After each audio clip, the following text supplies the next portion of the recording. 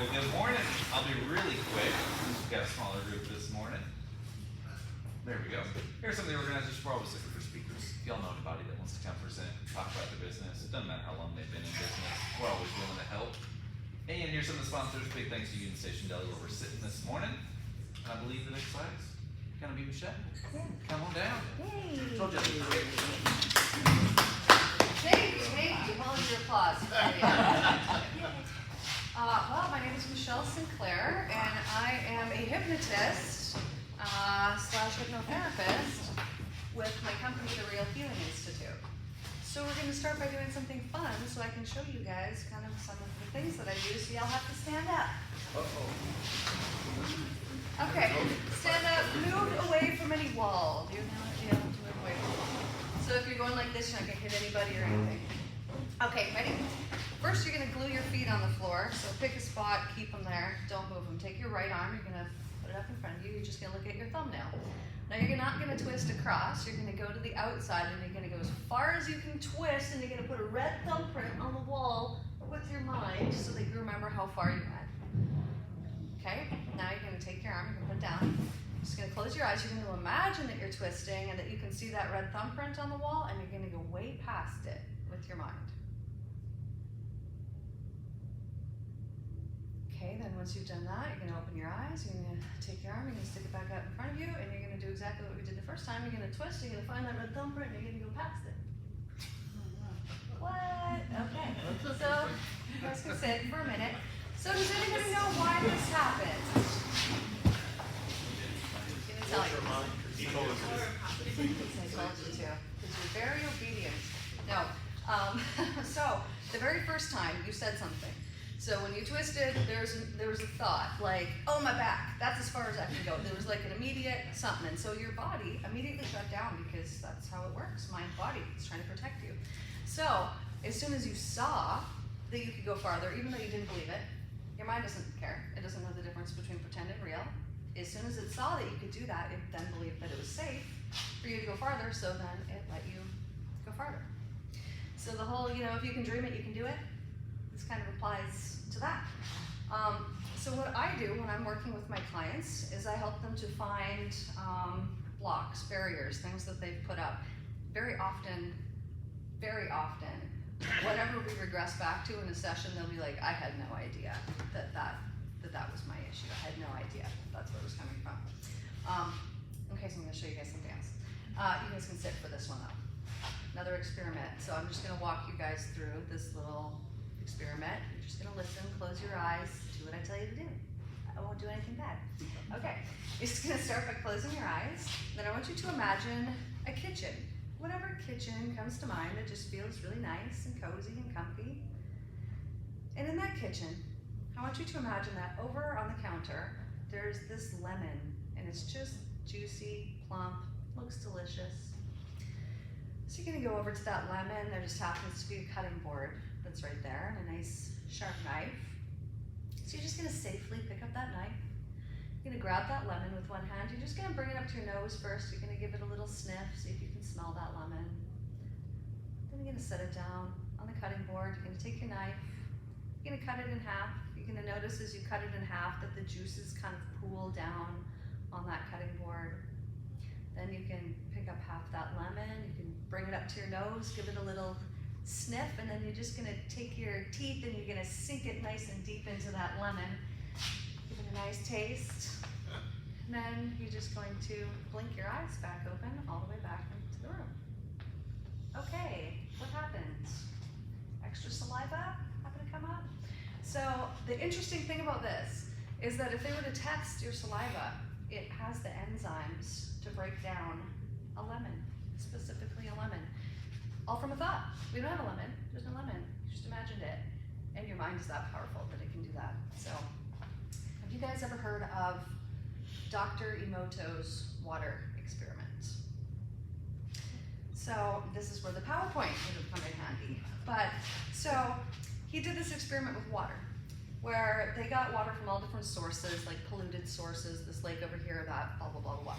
Anyway, so then they look at this water under a microscope, and you can see the structures of it.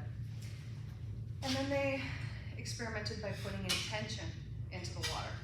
So some of it they put bad things, you know, they put hate and I hate you, that kind of thing in it, and some of it they put good things in, like I love you, peace, calm, all the things. So we'll have to look it up here. I wish I had a Joe Rogan and I could just have a dude pull up the thing right now, but so anyways, the water that was not beautiful was the one that had like fear and hate, and it looks distorted, and all the structures of it are awful. It looks awful. And the ones that had the good intention, the love, the peace, the good stuff is beautiful. It looks like snowflakes, like it's beautiful. And they show the before picture and they show the after picture, and it's amazing. So I'm telling you this because what we think about matters. So we're almost all water. And so when you're thinking about something, let's say that you're sitting here, I'm drinking my coffee and I'm thinking these really bad things. I'm essentially doing that experiment to myself then, and I'm putting that bad stuff inside my body. If I'm thinking bad things about myself, if I'm thinking bad things about other people, it's gonna be affecting me in some way. Okay, so I'm gonna show you another experiment to prove this to you. Okay, but you need a partner. Do we have perfect partners? Is this right? We need an extra person? Okay, partner up. Grab a partner. You need to be my partner. I'll be here. You asked. I'm sorry. Okay. No. Oh, I need a partner, so I can show. Okay, he's up there. Okay, you ready? There we go. Okay, So you're, here's how this works. So, I'm gonna press on your, we're not hypnotizing anybody by doing this. Okay, so I'm gonna press on your hands, you're gonna resist. Consent. Okay, I want you to feel resistance, okay? So if somebody's pushing, you're not letting them. Okay, now one of you is gonna go first, so decide who's gonna go first, you're gonna be the thinker, okay? Okay, who's thinking first, just decide amongst you, you're gonna do it first. Okay, so he's gonna think, so whoever's thinking, I want you to close your eyes. And I want you to press on your partner's hands, and they're gonna resist you, so just press. Okay, now just think this, and I'm gonna tell you this, and I want you to think this about yourself. Ready? Notice what happens to you. You suck. You're actually a terrible person. You're not good at all. Nobody likes you. You're horrible. Okay, now you're actually amazing. You're the most wonderful person that I've ever met.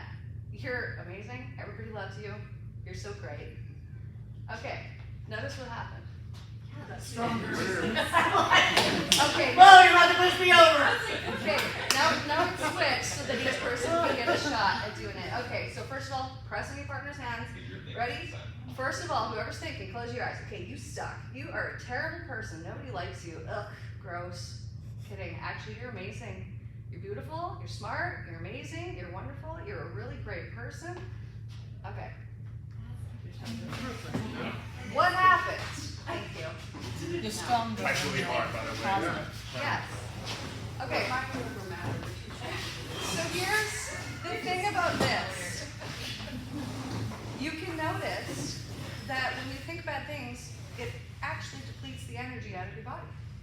So if you were to go around every day, all day long, thinking these bad things about myself, thinking these horrible things about myself, what am I doing to myself? And why am I so tired at the end of the day? That's why. Because you're wasting it. You're wasting your energy. Now, here's the thing about this. You think about yourself, we could do that same experiment again and do it about somebody else, and you would have the same result. So it's not just thinking these bad things about yourself. If you're thinking bad things about other people, if there's like resentment or criticism or complaining or that type of thing that you're putting out all the time, you're depleting your body's energy, and we need it. So just imagine you've got this much energy.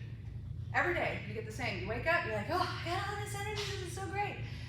Now what you do with it, let's say that you spend this much of it thinking negative things or being stressed or frustrated, well then you've only got this much left to work with. And you're like, I don't know why I'm so tired all the time. This is why. So if you heal these things, which is what I help people do, if you get rid of all these negative things, and you heal these things from the past, like resentment, hurt, all the stuff, all the things that drags you back into that negative thinking, then all of a sudden you have all this energy and you have it, and it's yours, and you can do with it whatever you want. Pretty soon you get new creative ideas, you've got all this motivation to go and do whatever it is that you want to do anytime because you've got all of this energy to do it. So I will work with people, the top 3 things that I work with is depression, anxiety, and weight loss. I've been doing this for 9 years. This is just seems what has always come to me. I'll do weight loss groups, and it seems like anxiety and depression is what walks into my door. But I also help people with motivation. If somebody has a block, some type of mental block, I'll work with lots of sports players. I've worked with lots of people who were amateur sports and they're now pro, like gone on to the NHL, or they've won world titles because they had some type of subconscious block that was there that we removed, and then now all of a sudden you feel different. So another thing that I work with and notice is patterns in people's lives, and some people don't recognize them and some people do. So if you've had a pattern that has come up in your life, here's an example. Let's say that you had an abusive parent, okay, male, female, whoever it happened to be. Maybe mom is mean, maybe dad is mean. Well, you're gonna notice that if that doesn't get healed throughout your life, you're gonna end up in relationships that mimic that same thing. So if your dad is abusive, well, maybe you'll end up with a man that's abusive. If your mom was abusive, maybe you'll end up with some friends that are abusive, or other people. And it will continue, and it will just keep going on and on and on and on until the pattern is healed. So it won't necessarily even be something like this. I had somebody the other day that says to me, people are just stupid and they never listen to me. I was like, this is interesting. I don't think people are stupid and people always listen to me. So this is this person problem. Okay, how long has this problem been here? So take them back in a session. I can't remember if it was like grade 2 or something like that, when they said they didn't want to be part of this play, but they made them be part of this play, and they're so stupid and I don't want to do this. And now, 30, 40 years later, the same issues are still coming up because this happened in grade 2. And so what happens in a session is, if that was something that came up, well, we're going to go back to that, we're going to heal that thing, and then it's never going to happen again. We attract into our life the beliefs that we have. So if we believe, anything, I'm stupid. Okay, well, something's gonna happen that's gonna be like, see how stupid I am? Our mind always wants to be right, always wants to be right. And so it will prove it to you over and over and over and over again if there's a belief that you have. But sometimes we have beliefs and we don't even know that we have them. So for example, if I was working with someone, let's say they've got a money block, like, I make all this money, but I always have to spend it, or something will always come up. Like, I have all this saved, well, now this happened and this thing came up. Well, what? This is a pattern. And it's a belief because something happened however long ago, and that was the case. And so now it's in your brain, and that you believe that this is gonna keep happening. You're not thinking about it every day, all day long, although you might. But then these things just keep happening, and they keep happening, and they keep happening over and over and over again until you change the belief at a subconscious level, and then all of a sudden you have a different result. So this is just fresh in my mind because I was looking through some testimonials, and I had been working with a woman, and she had her own business, was doing really great, but there was always, she would make the same amount of money every single year and had been doing her business for about 20 years. Good thing she made a lot of money the first year. So then after working with me, that same day, something came up, she got something for free. She was part of an organization, got a check in the mail for $1,000 for her organization that she was, wanting to get. There was like several things that all happened within a couple days. And then that year, she made $20,000 more than she had ever made before because there was this block that had been there that was removed. So then also, I'll work with people with physical ailments. So everything I believe, they say that 96% of what we do is subconscious. I believe it's all of it. I don't think that we're making any decisions. We feel like we are, but we're really not. That they're all dictated by our subconscious. So for example, like, what do you feel like having for supper? It's a feeling that you have, and feelings all come from your subconscious mind. So sometimes you feel like having tacos, and sometimes you feel like having something else, but it's all coming from feelings. So we're like, oh, well, no, I chose to go to Red Lobster tonight. Well, you did. But in a way, your subconscious chose it because you were craving or wanting seafood or whatever it happened to be. So all of these things that are in our subconscious mind, they're important and they matter. The way that we think about things really matters. So I'll work with people with physical ailments, like I said. So let's say somebody comes to me, they're depressed, and I'm like, okay, I put them into a state, and I'm like, bring up that feeling of depression. Where do you feel it? Oh, okay, well, I feel it in my shoulder, my neck, and my wrist. Just making that up. But we'll follow that feeling back. Okay, why is that significant where they're holding it? Well, because I will then see people with physical ailments. So let's say that I'm depressed, and I've been depressed for like 2 years, and I'm holding it in these places. Oh, pretty soon, all of a sudden I have a sore wrist. Oh, no, now I've got carpal tunnel. Oh, now I have a shoulder issue. Why? Because every time that I'm thinking about that thing, it is taking that energy that's supposed to be here in these places, and it's just pissing it into the wind. It's just giving it away. And so then you end up with these physical issues because your body is not functioning properly how it's supposed to be. It's supposed to have this energy here. It's not supposed to be wasted. So I will help people to overcome those things. So I have this really great book. You guys can look at it after if you want, if you have anything physical going on. And it'll tell you the emotional cause behind it. And this is ridiculously accurate, like 85% of a paragraph. People will be like, that is describing me to a T. It's almost shocking. So we'll work with that. So if somebody comes in, they got arthritis. Okay, I'll look up what's arthritis, what's the issue, okay, how does it make you feel? We'll go through a session, all of a sudden they're like, oh, the swelling is gone. And it will take people's physical ailments away.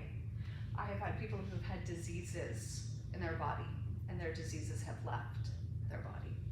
I believe that everything is all mind. That there's nowhere that there's not mind that exists, everything in your life. The relationships that you have, the things that you have, all of the things, everything, it all comes from your beliefs in your mind. So it's just really fun working with clients. This is why I love working with people who are depressed or anxious or whatever, because I can see it, physically see it in their body. When they walk in and they're like, I'm feeling good, you can usually see somebody's bummed out. And I'm like, oh, excellent, welcome, come into my office. And then they will sit down and then we will talk and then we will do a session and then they'll be like, that was amazing, I don't even know what happened. Then they'll go, and then they'll come back to me a week later and I can see it. I can see that they feel better, that they look better. We'll go through the assessment. Okay, look, last week you were here, you're already here, amazing. And by the time that they come in for the third session, they just like got a glow about them. They just look like a totally different person because it has ripped these things that have been in there for so long that they didn't even know were there out. And it's just wonderful. I don't know what else I want to tell you guys. I have so many things that I can tell you guys, but does anyone have any questions for me right now? Because we got time, I'll do a What little session. techniques and different things do you use to do all that? So I will use hypnosis, I will use EFT, which is emotional freedom technique, which is tapping. Like if somebody was maybe resistant, that's a really quick way to create a shift, EFT is. But it's all hypnosis based, and I work with regression, so that is taking somebody back. Most hypnotists do not do that, but I do all regression, so that is having you feel the feeling that you don't want or that you do want, follow it back, see what's there, deal with it, heal it, progress forward, and have you see that that problem's not there or that what you want is there now. And I basically do the same thing with everybody, no matter what it is that they're coming in for.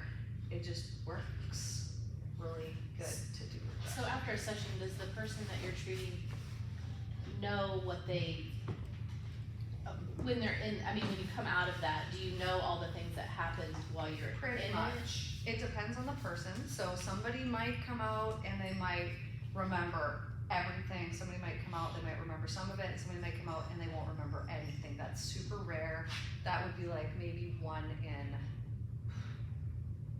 300 people that won't remember anything. But typically you'll remember. And I will give the suggestion at the end that you'll remember everything that you want to remember. And you're aware while you're doing it. So like we can do a little thing here so you guys can see what it feels like, that it's not some weird thing. So you know when you fall asleep at night, that 2 minutes before you fall asleep and you're like, oh, I have such a good idea, I should write that down. And you're like, but I'm so tired, I'll remember it. And then you don't remember it, and you don't write it down. That's that state. It's the exact same state. Also, if you're driving down the highway, all of a sudden you're like, "Cool, I'm here already. I don't remember passing this place or that place." It's called highway hypnosis. We slip into it.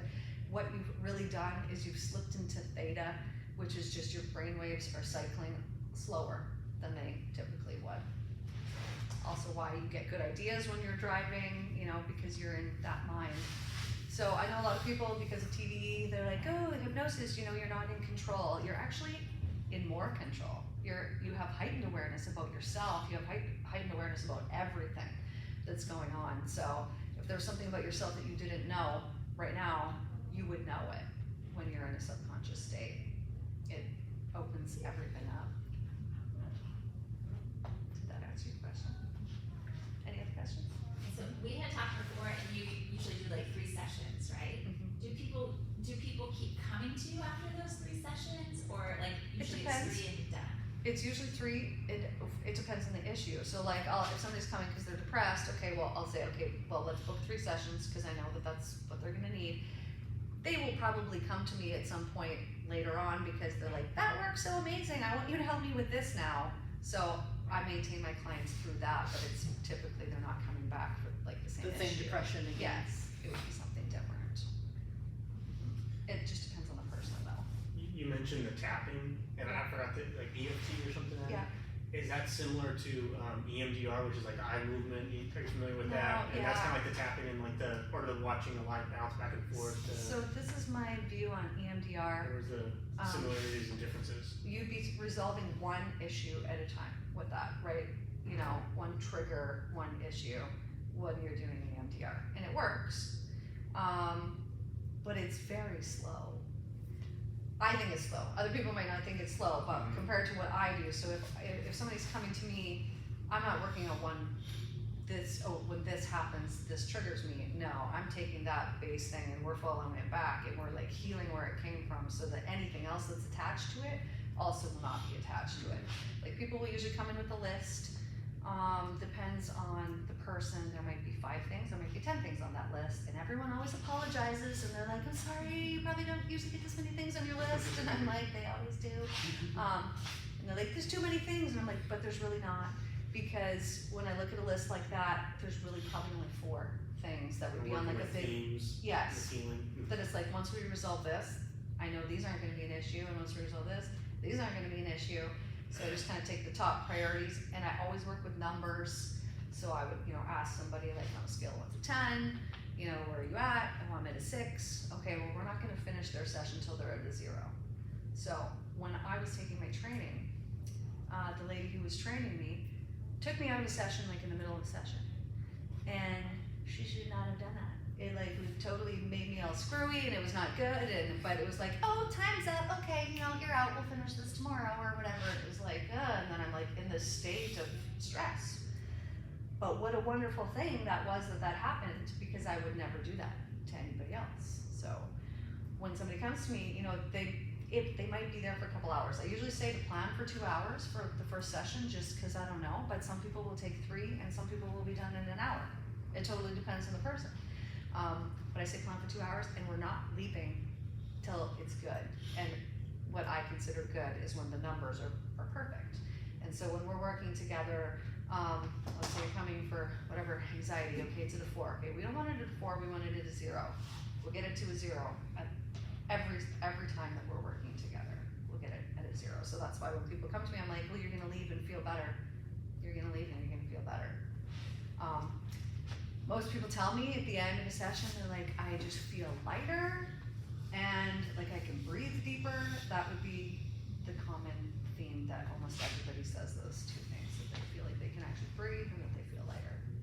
Sometimes we're holding on to things we don't even know, and it's been there since we were 4 or 3 or 2 or in the womb.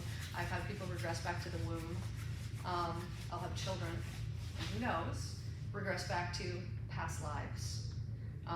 Is it theirs? Who knows? Is it passed down through your DNA? Who knows? But if it resolves your problem, then good. For that to happen to an adult, that would maybe be 1 in 100 that would happen, but typically it's something in this life. But regressing back to the womb, very common, and regressing back to infancy, like to being, let's say, left in a crib to cry, which I'm like, I let all my kids cry it out. What have I done? They're fine. I'm child. But I'm assuming that this was not a cry it out, not cry it, but that this was an ongoing, regular, I'm crying and my needs aren't being met kind of thing. But how could you ever go to like a counselor or a therapist and have that come up and be like, oh, well, the reason why I think that, I'm not good enough is because I was left in my crib to cry when I was 4 months old. That would never come up. You would never know that. And you'd be like, I just feel this way, but I don't know why. So if there's, I feel this way and I don't know why, you'll know why when you come to me. Because we'll get the root of it. We'll find out. We'll find out the why. Any other questions? Okay, do you guys want to experience what it's like to go on a little beautiful journey? We can do that. How much time do we got here? Quite a bit. Oh, we have. we got 3 We hours. have. Let's dive in. What do you guys? I I'm probably 4 hours maybe. I probably went on 4 hours and I have a lot of issues. Can you hypnotize us like you do a cat? To be a We're all cat. messed up. What do you guys want to do it for? So we have half an hour. That's long enough to do something significant. So I'll tell you how this will work. You guys will get nice and relaxed. You're gonna feel normal. You're gonna feel like you're closing your eyes and you're just listening and you're just relaxing. Maybe you'll end up feeling heavier or lighter or something along the lines. You'll probably not care, what's going on around you in here. But I'll get you nice and relaxed. And then we'll just go on a little journey wherever we're supposed to go here today. But if there was a certain way that you could feel, what would you want to feel? If you could leave here feeling a certain way, how would you want to feel? I know, but I have to leave in 15 and I don't want to interrupt the thing. Totally fine. I'm just gonna check out now. Sorry. All right. So you can go on the journey with us. Yeah. I'm trying for you. Is there any, how do you guys want to feel? What are we going for? Just worried. Let's worry, anxiety, Okay. stress. Okay. Yeah. I'm gonna leave here thin, no stress. Maybe Ready to maybe drink. a little broader in the Or you wanna- shoulders. Do you wanna keep the recording